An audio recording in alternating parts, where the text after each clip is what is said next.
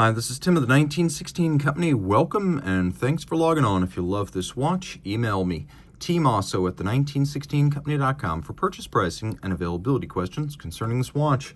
Today, we discuss a 388-piece stainless steel 2024 launch from the Grunefeld brothers. This is a sub-brand they've created called Grone of Oldenzaal in the Netherlands, and that is where this watch is made. In a lot of ways, it's very similar to Chrono Tokyo, being a smaller, more accessible point of entry to a exotic, high-end, independent watch brand made in much lower volumes. So this is something for the Grunefeld brothers to offer collectors who are currently being turned away because Grunefeld itself is not accepting new orders, or if it does, it's at a very slow pace and only on special occasions. So you can get a Grone Oldenzaal watch. Now, this is the first watch they launched. It's called the Manueel 1 SJEFS ONE. So Sjef is their father, born in 1941. Later on, there would be a Tim edition and a Bard edition, but this was the first in 2024. And you can see that the watch is very similar in case form to the 1941 case that was present on the Remontoir and the Principia, and you can see that it has a similar lug profile and a similar bezel profile, though in steel, it's a different material than many of the Principias, which do offer precious metal options. And then it is a little bit smaller at 38.5 millimeters in diameter, 10.5 millimeters thick. It's 46.2 millimeters from lug to lug. It has a 20 millimeter spacing in between the lugs. Now, if I have mispronounced Sjef's nickname, I will acknowledge that his true name was Johannes Grunefeld. So I'm sure that if I've mangled any of the terminology here, Bart will let me know at Watches and Wonders. All the same, the watch wears beautifully. And you can see it's nice and thin, sits flush on the wrist, will easily slide under a cuff. It is a manual wind dress watch, which is a very kind of antiquated notion, but the Grunefeld brothers wanted this to be a watch with which you would interact on a daily basis by winding it up at the same time each morning. A lovely notion. The timepiece will probably fit on a wrist as small as, I would say, maybe 13.5 centimeters circumference. My wrist is 16, so this could be worn by a man, but also by a woman.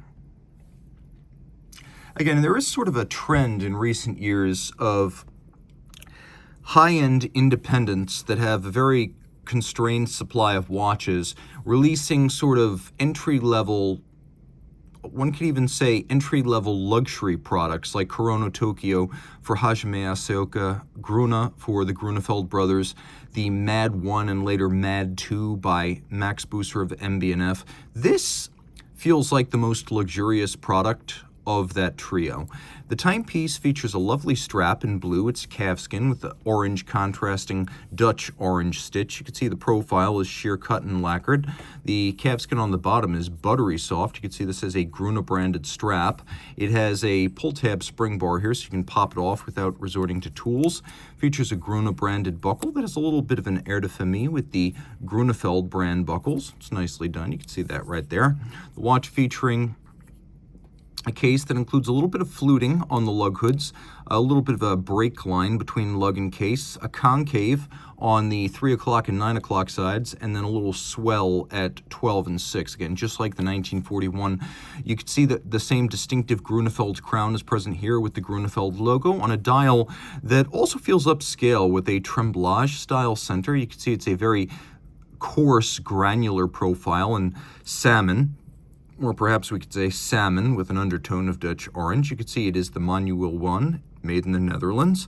Oldenzaal, the city of origin. You can see we have fired blue steel hands, and then we have these rhodium-plated, hand-applied, diamond-cut indices, and they really are quite beautiful. The detailing is excellent, the faceting is very fine and subtle, and the cantilever over the center dial is a lovely detail on a watch that is simply full of them. I initially didn't think I would have much to say about this watch because it's a fairly simple, solid caseback manual wind watch, but there are quite a few little details worthy of mention.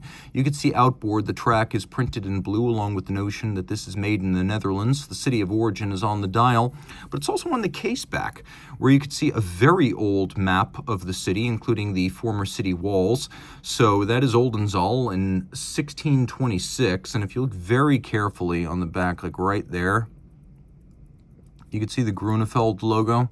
That is the modern-day location of the Grunefeld workshop. So historical continuity, that's where the brothers would have been in the 17th century.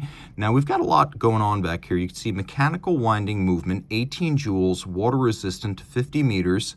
And then there's a little bit of Dutch. And what the Dutch says is, as the clock ticks at home, it ticks at its best. And this is tied up in the notion that the Grunefelds essentially work from home, making their watches.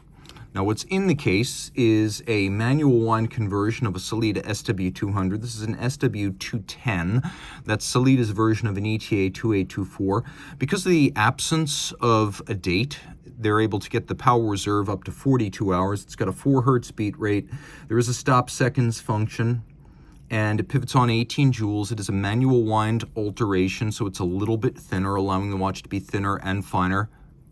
The brothers say that they tuned the winding action for a better feel, and it certainly does feel positive. There's a nice sharp return to the action of the spring. It's got a lot of elasticity in it, and I appreciate that.